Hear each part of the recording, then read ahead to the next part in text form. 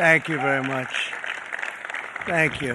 Nice crowd. What a good-looking group of people. Well, we have some very, very good news today, and a lot of good things are happening for our country. Please sit down. My fellow Americans, this is Liberation Day. Waiting for a long time. April 2nd, 2025 will forever be remembered as the day American industry was reborn, the day America's destiny was reclaimed, and the day that we began to make America wealthy again. We're going to make it wealthy, good and wealthy. For decades, our country has been looted, pillaged, raped, and plundered by nations near and far, both friend and foe alike. American steel workers, auto workers, farmers, and skilled craftsmen, we have a lot of them here with us today. They really suffered gravely. They watched in anguish as foreign leaders have stolen our jobs, foreign cheaters have ransacked our factories, and foreign scavengers have torn apart our once beautiful American dream. We had an American dream that you don't hear so much about. You did 4 years ago, and you are now, but you don't too often, and for many years and decades even, you didn't hear too much about. Our country and its taxpayers have been ripped off for more than 50 years, but it is not going to happen anymore. It's not going to happen. In a few moments, I will sign a historic executive order instituting reciprocal tariffs on countries throughout the world. Reciprocal, that means they do it to us and we do it to them. Very simple. Can't get any simpler than that. This is one of the most important days, in my opinion, in American history. It's our declaration of economic independence. For years, hardworking American citizens were forced to sit on the sidelines as other nations got rich and powerful, much of it at our expense. But now it's our turn to prosper, and in so doing, use trillions and trillions of dollars to reduce our taxes and pay down our national debt, and it'll all happen very quickly. With today's action, we are finally going to be able to make America great again, greater than ever before.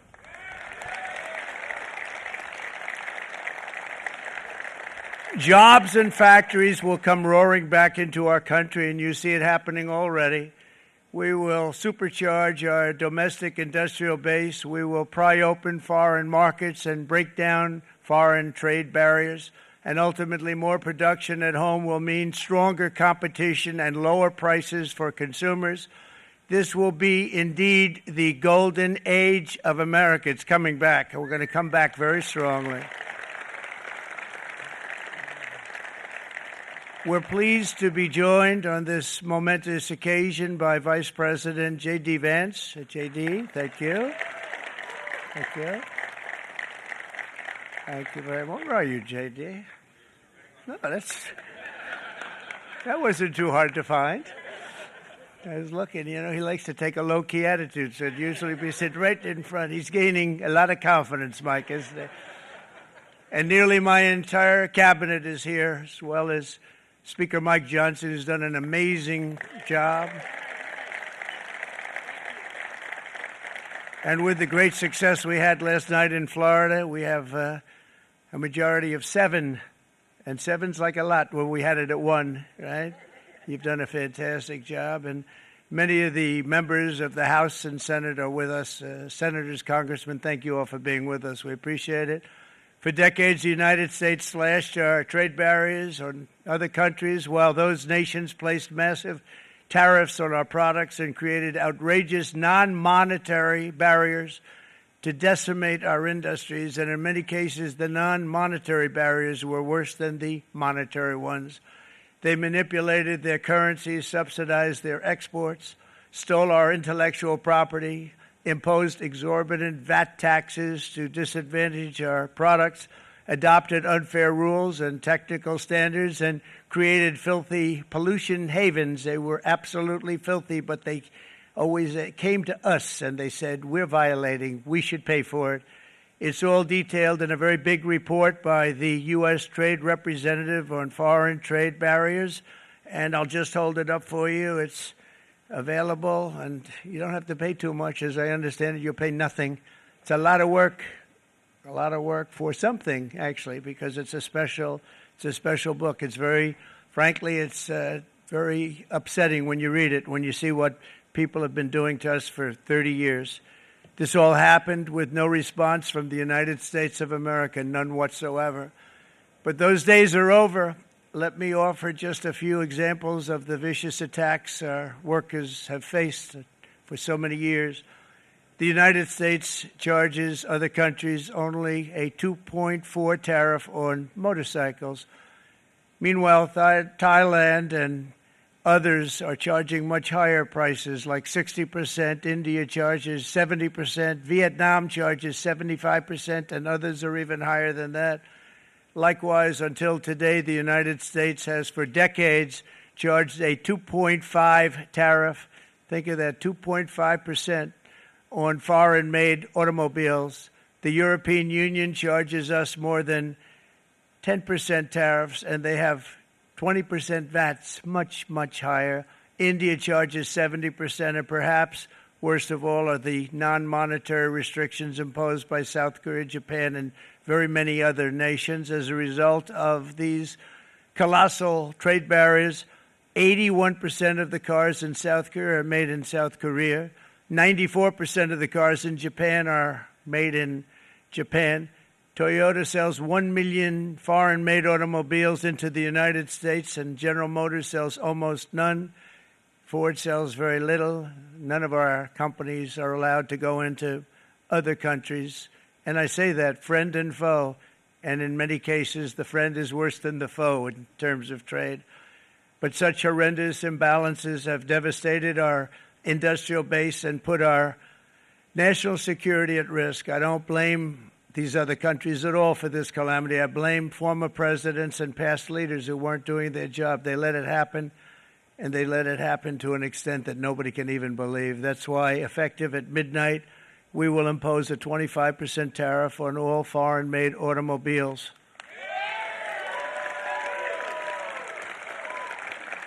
Thank you.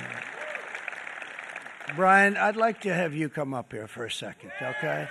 I just see him sitting. He's been a fan of ours, and he understands this business a lot better than the economists, a lot better than anybody. Brian, say a few words, please, would you? Thank you, Mr. Thank you. It's a great honor to have you. Thanks. Thank you, Mr. President. I grew up just north of Detroit, Michigan, in Macomb County, known as the home of the Reagan Democrats. My first vote for president was for Ronald Reagan. I thought that was going to be the best president I ever saw in my lifetime until Donald J. Trump came along. I have watched my entire life, I have watched plant after plant after plant in Detroit and in the metro Detroit area close. There are now plants sitting idle. There are now plants that are underutilized, and Donald Trump's policies are going to bring product back into those underutilized plants. There's going to be new investment. There's going to be new plants built. And the UAW members, and I brought 20 of them with me, they're sitting right over here. We support Donald Trump's policies on tariffs 100%. So, Mr. President, we can't thank you enough. And in 6 months or a year, we're going to begin to see the benefits. I can't wait to see what's happening 3 or 4 years down the road. Thank you, Mr. President. Thank you. What a great guy. He got it right from the beginning. He got it before almost anybody else. This group over there, they got it too. And you know, we won the state of Michigan. We won almost all of them, but we won Michigan by a lot, and I want to just thank you all. The auto workers were fantastic. The Teamsters were fantastic. Everyone was pretty good, I will tell you. Thank you very much. I appreciate it. You're going to be very happy very soon, and you probably see what's happening with all of the, not only car companies, but car companies in particular. You see it with all of the ones they're moving, they're announcing day in, day out. You're seeing it. Nobody's ever seen anything like that. With today's actions, we're also standing up for our great farmers and ranchers who are brutalized by nations all over the world. Brutalized. Canada, by the way, imposes a 250 to 300% tariff on many of our dairy products. They do the first can of milk. They do the first little carton of milk at a very low price, but after that it gets bad, and then it gets up to 275, 300%. So when they're figuring what's Canada charging, they say, oh, about 2%, 3%. But take a look at what happens down the road. When you look a little bit, it's not a pretty picture, and we don't like it, and it's not fair. It's not fair to our farmers. It's not fair to our country. And with countries like Canada, you know, we subsidize a lot of countries and keep them going and keep them in business. In the case of Mexico, it's $300 billion a year. In the case of Canada, it's close to $200 billion a year. And I say, why are we doing this? Why are we doing this? I mean, at what point do we say you got to work for yourselves, and you got to? This is why we have the big deficits. This is why we have that amount of debt that's been placed on our heads over the last number of years, and we're really not taking it anymore.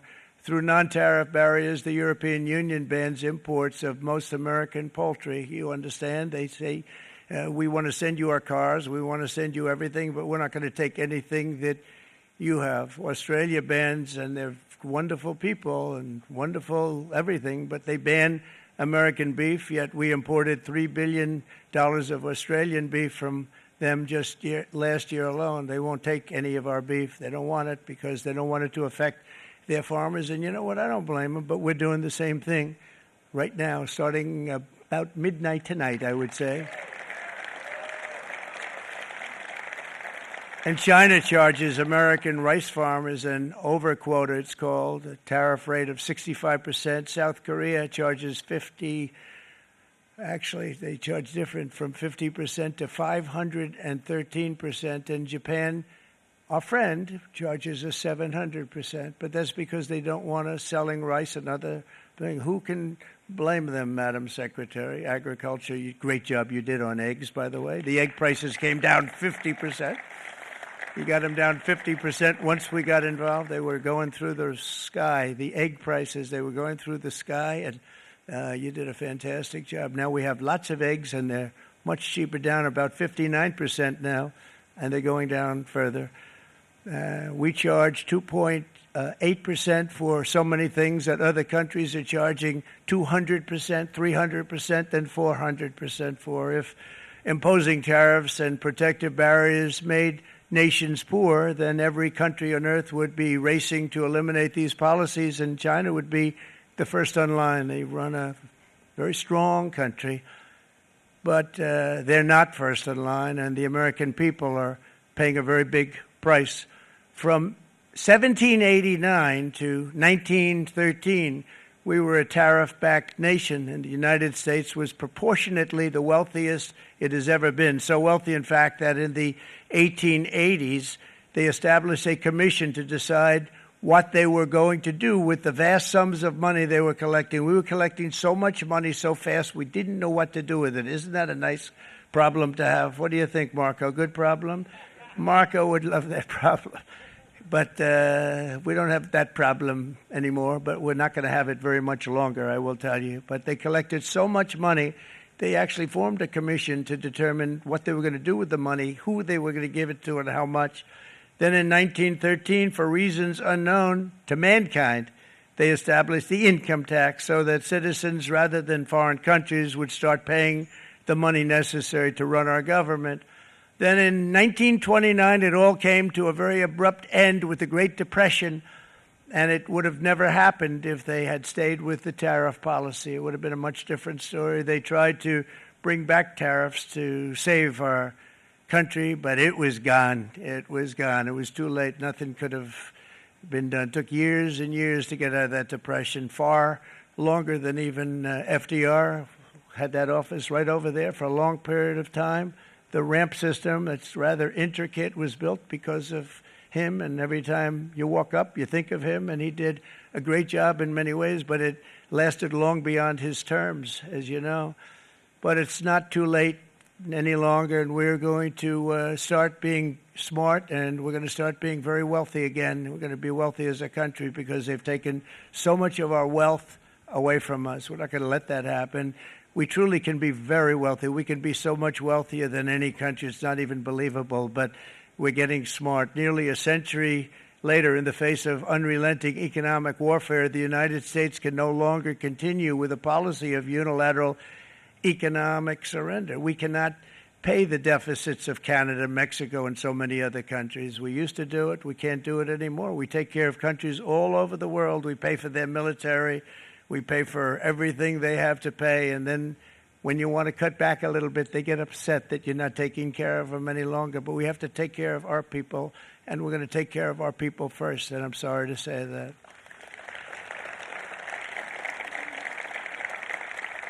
And today we're standing up for the American worker, and we are finally putting America first.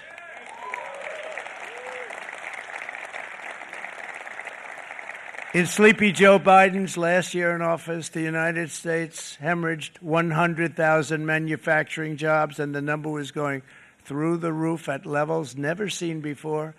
And our trade deficit reached a record $1.2 trillion, which is unheard of. Since the beginning of NAFTA, the worst trade deal ever made. It was a horror show. I was able to terminate it. They all said you'd never be able to get it out. We had to get approval from Congress to get it terminated. We had to live with that deal. It was the worst trade deal ever made by far. But since the very beginning of NAFTA, our country lost 90,000 factories. Think of what that is, 90,000. Think about putting a map up and putting tax on it. You wouldn't have enough room. 90,000. I said, is that possible? We had it checked 4 different times, and it was actually somewhat higher than that. And 5 million manufacturing jobs were lost while racking up trade deficits of $19 trillion. That was the worst trade deal ever made. As a result of these gigantic losses, foreign nations now own $26 trillion more of American assets than think of this, than the Americans own of their own foreign assets or other foreign assets. The United States can no longer produce enough antibiotics to treat our sick. We have a tremendous problem. We have to go to foreign countries to treat our sick. If anything ever happened from a war standpoint, we wouldn't be able to do it. We import virtually all of our computers, phones, televisions, and electronics. We used to dominate the field, and now we import it all from different countries. A single shipyard in China now produces more ships every year than all of the American shipyards combined. Think of that. And it was a business that we used to dominate. We used to dominate it totally. In short, chronic trade deficits are no longer merely an economic problem. They're a national emergency that threatens our security and our very way of life. It's a very great threat to our country. And for these reasons, starting tomorrow, the United States will implement reciprocal tariffs on other nations. It's been a long time since we even thought of that. We used to think about it a lot. We didn't think about it for many decades, and you see what's happened. For nations that treat us badly, we will calculate the combined rate of all their tariffs, non-monetary barriers, and other forms of cheating. And because we are being very kind, we're kind people, very kind. You're not so kind when you got ripped off with your salaries. My auto worker friends and my Teamster friends and all of the unions that typically voted Democrat, they're not voting Democrat anymore because worker, whether union or non-worker, they're for the Republicans now. That's what happened. But we will charge them approximately half of what they are and have been charging us. So the tariffs will be not a full reciprocal. I could have done that, yes, but it would have been tough for a lot of countries. We didn't want to do that. I'd like to see the chart if you have it. Could you bring it up, Howard? This is our great Secretary of Commerce, Howard Lutnick. Thanks, Howard. So if you look at that, China, first row, China, 67%. That's tariffs charged to the USA, including currency manipulation and trade barriers. So 67%, I think you can, for the most part, see it. Those with good eyes, with bad eyes. We didn't want to bring, it's very windy out here. We didn't want to bring out the big charts because it had no chance of standing. Fortunately, we came armed with a little smaller chart. So it's 67%, so we're going to be charging a discounted reciprocal tariff of 34%. I think, in other words, they charge us, we charge them less. So how can anybody be upset? They will be because we never charge anybody anything, but now we're going to charge. European Union, they're very tough, very, very tough traders. You think of European Union, very friendly. They rip us off. It's so sad to see. It's so pathetic. 39%, we're going to charge them 20%, so we're charging them essentially half. Vietnam, great negotiators, great people. They like me, I like them. The problem is they charge us 90%.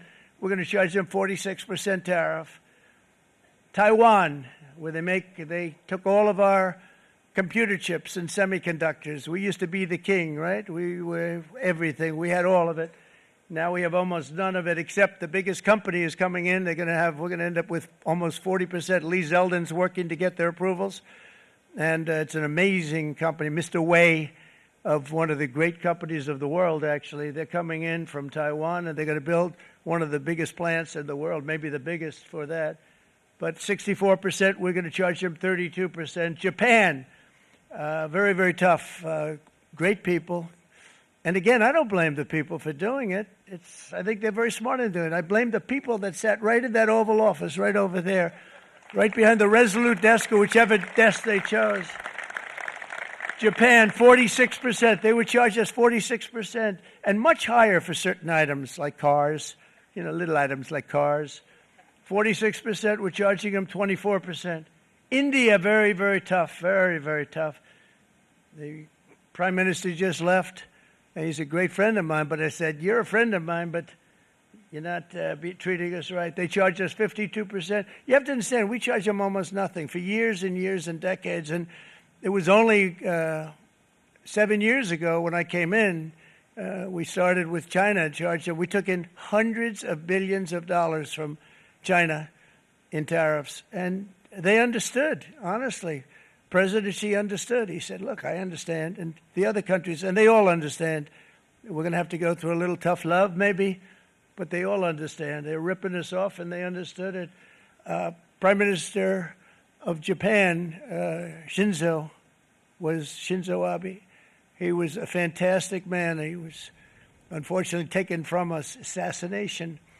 But I went to him and I said, Shinzo, we have to do something. Trade is not fair.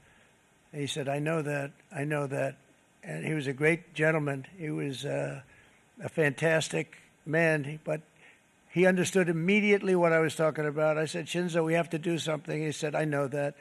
And we worked out a deal, and it would have been a much better deal, but frankly, there were many years left on the deal that was made previous to my getting there, but it was something. If you look at Switzerland, 61% to 31%. Indonesia, Malaysia, Cambodia. Oh, look at Cambodia, 97%. We're going to bring it down to 49%. They made a fortune with the United States of America. United Kingdom, 10%, and we'll go 10%. So we'll do the same thing. South Africa, 60%, 30%, and they've got some bad things going on in South Africa. We're paying them billions of dollars, and we cut the funding because a lot of bad things are happening in South Africa. The fake news ought to be looking at it. They don't want to report it. Brazil, 10%. Bangladesh is 74%. So you see what's going on. Pakistan, 58%. Sri Lanka, 88%. So what we're doing is we're taking not the full, we could take the full 88%. Thanks a lot, Howard. He's doing a very good job. How's he doing, all right? I think you better take it with you. It's not going to last very long. He's going to put it, it's going to follow you down with the wind. I brought a hat just in case it got too windy, but here, would anybody like a hat? I'm not giving it to a cabinet. I'm giving it to the auto workers. Come here.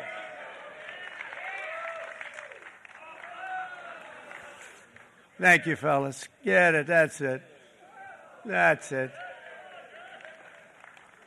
They deserve it more than our cabinet. Our cabinet has plenty of hats.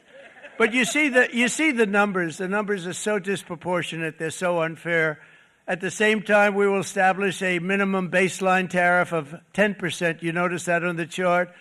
And that'll be on other countries to help rebuild our economy and to prevent cheating. So we're going to have a minimum of cheating, and we're going to be very severe on the people that at the gate that watch the tariffs and watch the product coming in, because there's been a lot of bad things happening at the gate because the money is so enormous that you're talking about. There's never been probably anything like it in terms of the enormity, and there are a lot of bad things happen at the people that do the check-in, and they're looking at 10-year jail sentences if they do play. We're going to treat them so good, but if they cheat, the repercussions are going to be extremely strong. Foreign nations will finally be asked to pay for the privilege of access to our market, the biggest market in the world. We're right now the biggest market in the world. We had a great country 4 years ago in terms of the economics. We were doubling up on China. We were doing so well. Nobody was going to catch us, but so much of it slipped away over the last 4 years under Biden. I campaigned on this policy throughout last year, and today that promise was made, and it was also a promise, as you know, that was kept. Promises made, promises kept. To any company that objects to our common sense reciprocal tariffs, again, reciprocal, back and forth, and I call this kind reciprocal. This is not full reciprocal. This is kind reciprocal. But what we do is we cut it in half. We charge them. My answer is very simple if they complain. If you want your tariff rate to be zero, then you build your product right here in America, because there is no tariff if you build your plant, your product in America. And we've seen companies coming in like we've never seen before. Likewise to all of the foreign presidents, prime ministers, kings, queens, ambassadors, and everyone else who will soon be calling to ask for exemptions from these tariffs. I say, terminate your own tariffs, drop your barriers, don't manipulate your currencies. They manipulate their currencies like nobody can even believe, which is a bad, bad thing and very devastating to us. And start buying tens of billions of dollars of American goods. Tariffs give our country protection against those that would do us economic harm. And many people were looking to do us economic harm. Maybe not so obviously, but they were doing tremendous economic harm. But even more importantly, they will give us growth. These tariffs are going to give us growth like you haven't seen before. And it'll be something very special to watch. I am so looking forward. And Brian, it's going to happen even faster than you said. You know, you might say, but it's already started. It's already started.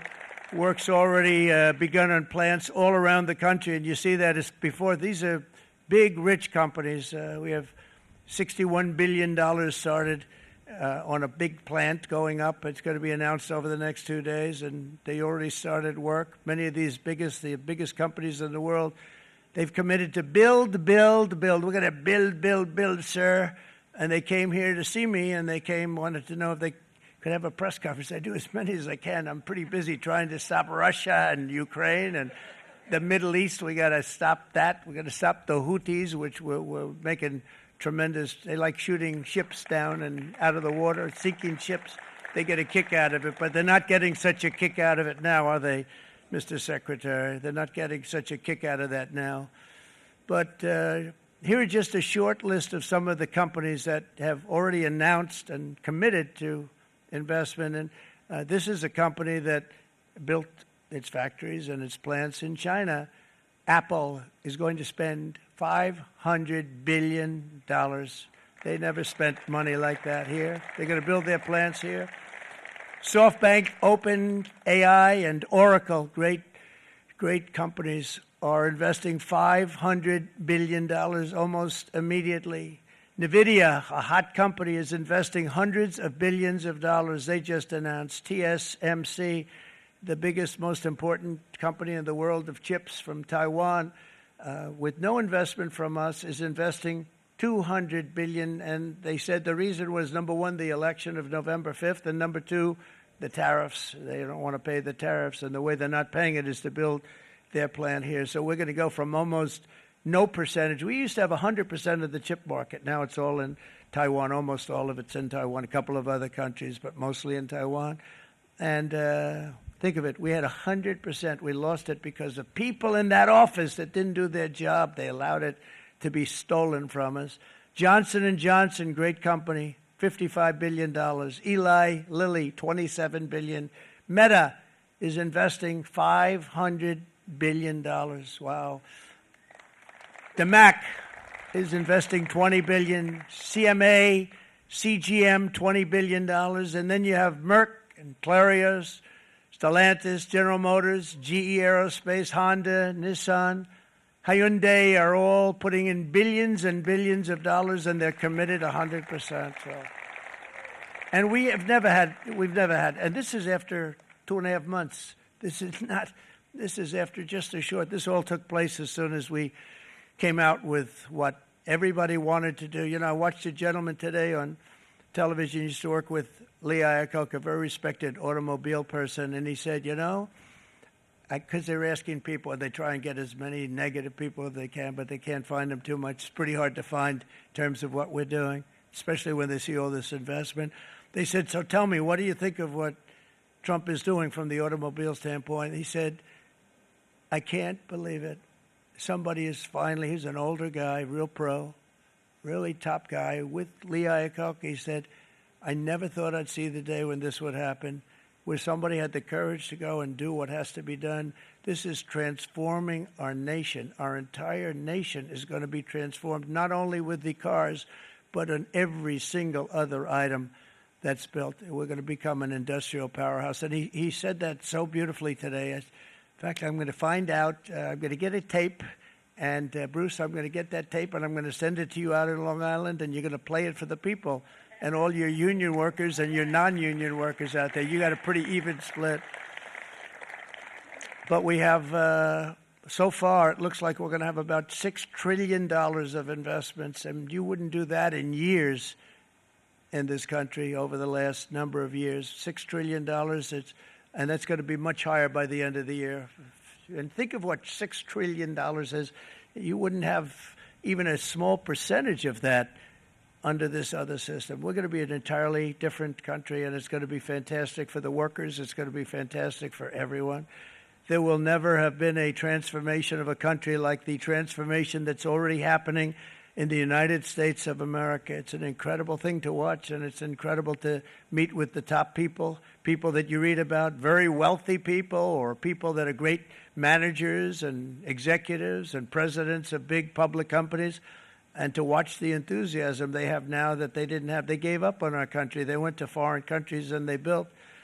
Companies are pouring into our country at levels never seen before, with jobs and money to follow, and it's really beautiful. In the coming days, there will be complaints from the globalists and the outsourcers and special interests and the fake news. Always, the fake news will always complain.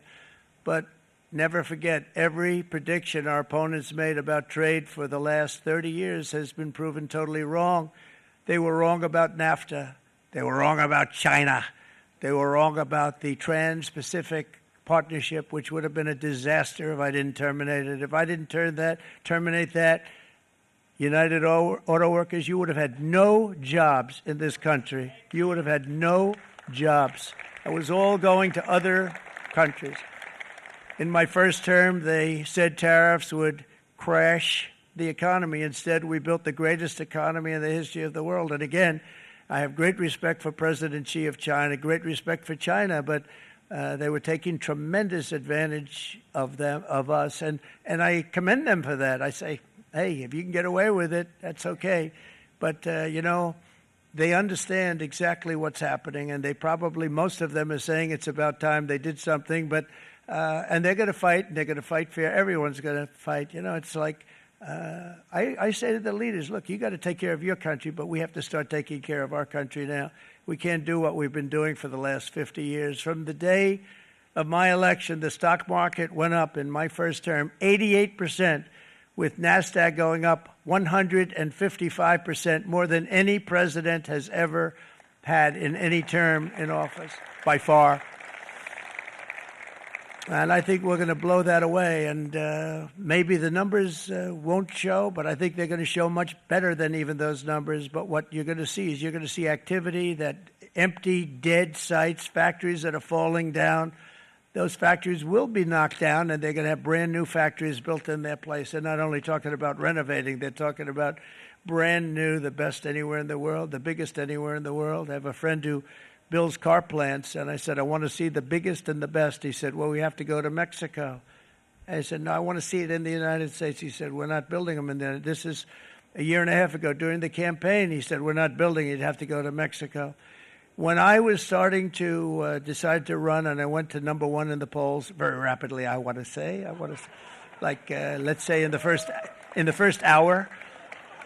And then shortly thereafter, it looked like I was going to win, and the fake news was saying, oh, no, don't do this. What they don't know is if I didn't win, they would have really been in trouble because nobody wants to read them anyway. But I tell you what, when it looked like I was going to win, I announced that I was going to be doing exactly what we're talking about today. Great consistency, actually, because I've been talking about it for 40 years. But because I saw what was happening 40 years ago. If you look at my old speeches when I was young, very handsome. My old speeches, and that people would say I'd be on a television show, I'd be talking about how we were being ripped off by these countries. I mean, nothing changes very much. The only thing that changed were the countries, but nothing really changes. But, it's why it's such an honor. It's such an honor to be finally able to do this. If you look at China, I took in hundreds of billions of dollars in my term. Hundreds of billions. They never paid 10 cents to any other president, and yet they paid hundreds of billions, so much so that Biden couldn't do anything. They wanted to try and terminate it because he had a very special relationship with China. You know what the relationship was? He had a special relationship. But the numbers were so big,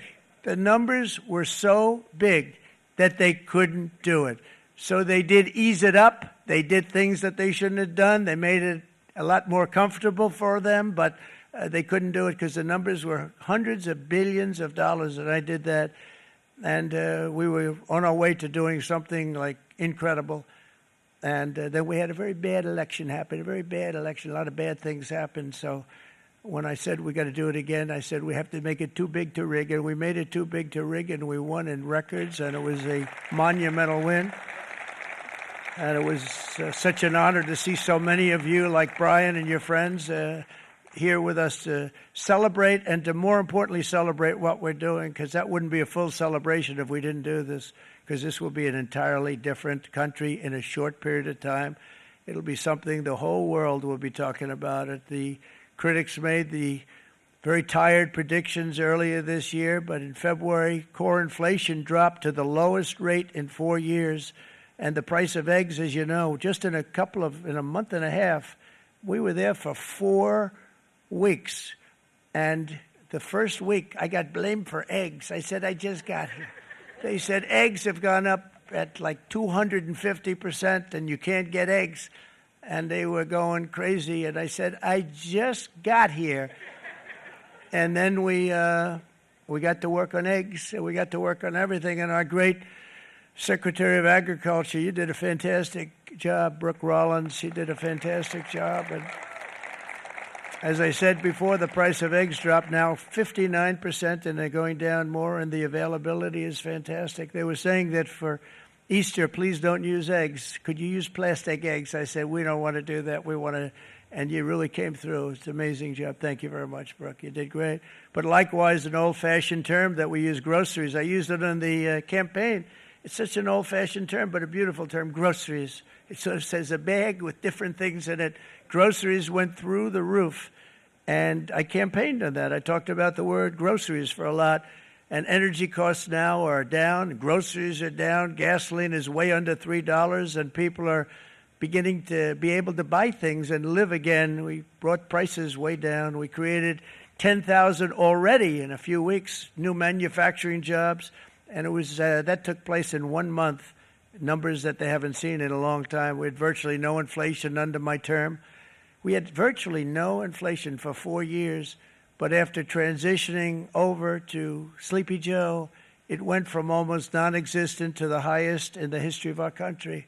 They had the highest inflation in the history of our country, brought up by energy and bad spending and bad policy, and a lot of bad things happened. How about allowing millions and millions and millions of people to pour into our country with open borders, where it's so sad to see even now And I see our great secretary you have done. Stand up, please, Christy.